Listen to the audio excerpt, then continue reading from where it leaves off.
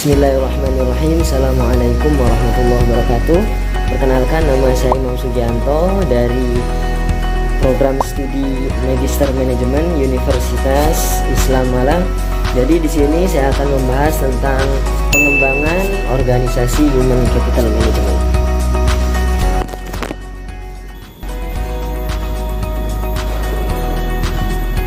Sebelum kita lebih jauh membahas tentang perkembangan atau pengembangan organisasi Human Capital Management, alangkah lebih baiknya kita mengetahui apa sih Human Capital Management itu dan apa saja yang spesial dalam teori Human Capital Management ini.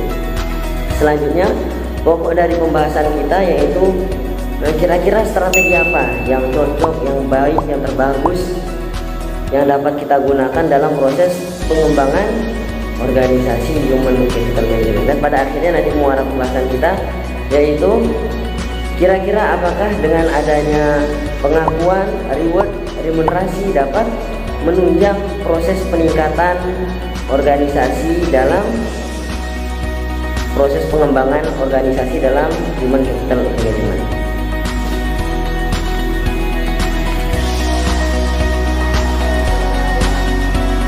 Dalam Human Capital Management itu menganggap bahwa manusia sebagai modal utama yang ada dalam suatu perusahaan, atau dalam arti luasnya yaitu sebuah nilai tambah yang diberikan perusahaan terhadap karyawan berupa komitmen, motivasi, dan kerja tim.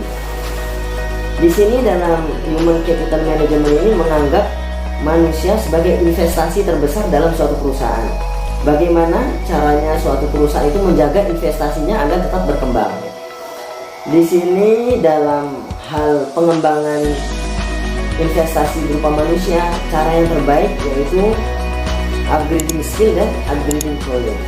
Karena tanpa adanya upgrading skill dan knowledge itu mustahil untuk berkembang suatu perusahaan.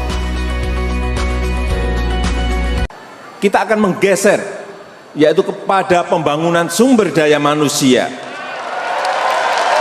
Kita ingin memberikan prioritas kepada pembangunan sumber daya manusia kita. Pembangunan SDM menjadi kunci Indonesia kita ke depan. Dan titik dimulainya pembangunan SDM adalah dengan menjamin kesehatan ibu hamil.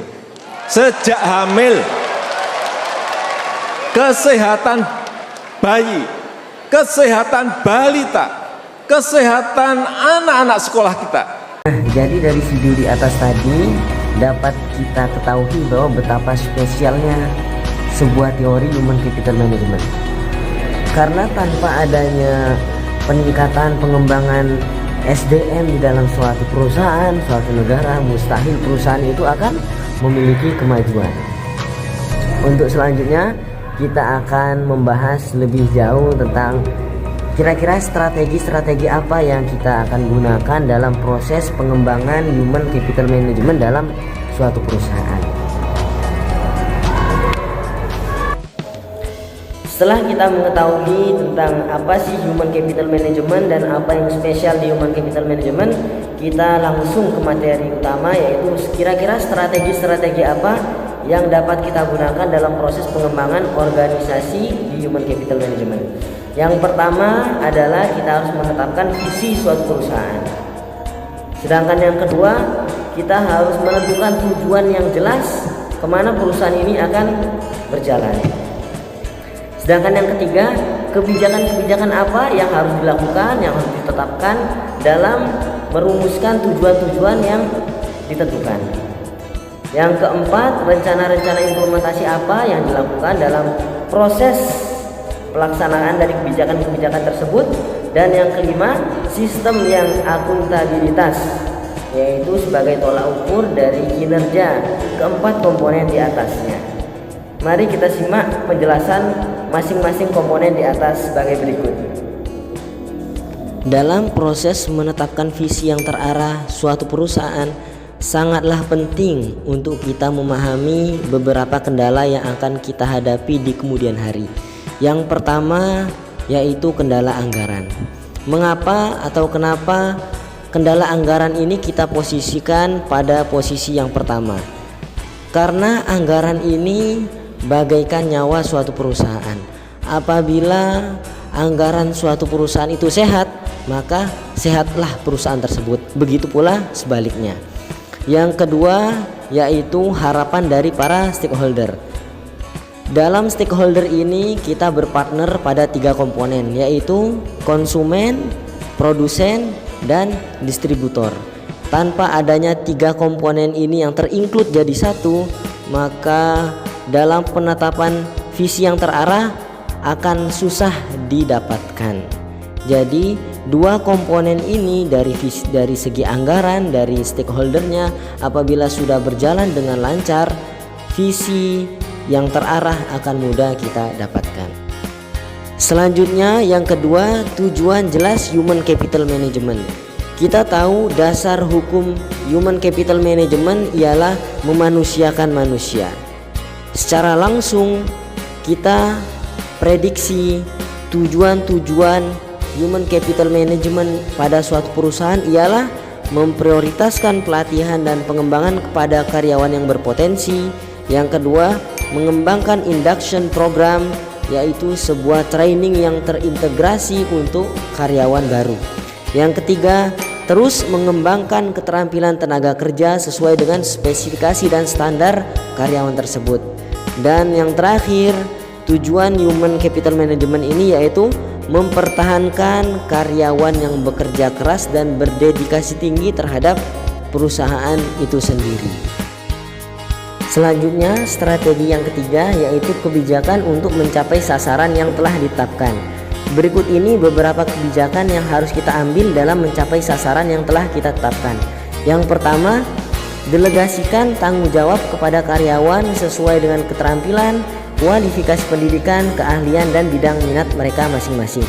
Apabila seorang manajer memberikan pekerjaan tidak kepada ahlinya, maka suatu pekerjaan itu akan sulit diatasi. Begitu juga sebaliknya, apabila manajer menyerahkan suatu pekerjaan kepada ahlinya, maka efisiensi dan efektivitas pekerjaan tugas tersebut akan cepat dilaksanakan. Yang kedua, tetapkan pimpinan tim yang berkompeten. Jadi dalam satu divisi tersebut kita harus tunjuk 1 orang dalam divisi tersebut yang paling berkompeten sebagai penanggung jawab divisi tersebut. Yang ketiga, manajer atau pimpinan harus memberikan umpan balik atau feedback kepada karyawan. Bagi karyawan yang berprestasi diberikan reward, dan bagi karyawan yang kurang berprestasi diberikan pelatihan. Selanjutnya, strategi yang harus kita gunakan adalah strategi yang keempat, yaitu rencana implementasi yang sempurna. Dalam implementasi HCM kita harus menggunakan yang pertama, pengalokasian sumber daya yang dapat dipertanggungjawabkan. Sedangkan yang kedua, menetapkan tenggat waktu dalam pengimplementasian rencana human capital. Dan yang terakhir, pengalokasian anggaran dana perusahaan tersebut. Selanjutnya, strategi yang kelima yaitu sistem yang akuntabilitas. Sistem ini adalah sistem yang digunakan untuk melakukan tracking terhadap rencana-rencana yang sudah ditetapkan dari awal sampai akhir. Dalam kesimpulannya, rencana ini adalah sebagai tolak ukur keberhasilan antara tahap pertama, kedua, ketiga, sampai keempat. Setelah kita membahas tentang strategi-strategi yang digunakan untuk mengembangkan organisasi human capital management, 5 strategi tersebut, kita langsung masuk ke materi selanjutnya, yaitu apakah dengan adanya reward, pengakuan, remunerasi dapat memberikan motivasi, penyemangat untuk menambah kinerja karyawan dalam suatu perusahaan. Sebelum kita membahas lebih lanjut, kita harus mengetahui terlebih dahulu apa arti dari remunerasi. Remunerasi itu ialah suatu payment, penggajian, pemberian, ataupun substitusi yang diberikan suatu perusahaan kepada karyawannya, baik itu secara berkala, per minggu, per 2 minggu, maupun per bulan. Di sini Sebagai indikator dari remunerasi ialah pertama, yang paling pokok ialah gaji. Gaji ialah suatu pemberian yang diberikan secara berkala, baik itu per minggu maupun per bulan oleh perusahaan, dan itu pasti diberikan pada karyawan, kepada semua karyawan. Yang kedua insentif, ketiga bonus, keempat benefit, kelima tunjangan. Yang keempat setelahnya itu akan diberikan apabila kinerja karyawan meningkat, memiliki loyalitas terhadap perusahaan maupun pengembangan kinerjanya terus meningkat per hari, per bulan secara berkala tanpa mengalami penurunan. Sedangkan yang dinamakan dengan reward itu adalah suatu pemberian yang diberikan perusahaan terhadap karyawan karena adanya peningkatan kinerja karyawan itu sendiri. Jadi di sini dapat kita simpulkan dari hasil pembahasan beberapa materi di atas bahwa betapa pentingnya 5 strategi ini dalam proses pengembangan organisasi human capital management. Akan tetapi 5 strategi ini akan berjalan apabila disertai oleh 3 komponen ini, yaitu dengan adanya pengakuan, reward, dan remunerasi. Suatu motivasi yang dimiliki oleh karyawan tidak semata-mata didapatkan dari 3 komponen ini. Dari yang tadi, motivasi, reward, dan remunerasi. Akan tetapi motivasi peningkatan kinerja karyawan akan muncul dari kesadaran diri sendiri dan akan ditimbal-balikan, akan difeedbackkan oleh perusahaan berupa dengan adanya remunerasi, pengakuan, dan reward. Sekian pembahasan materi kita pada channel ini. Jangan lupa komen, like, dan subscribe. Assalamualaikum warahmatullahi wabarakatuh.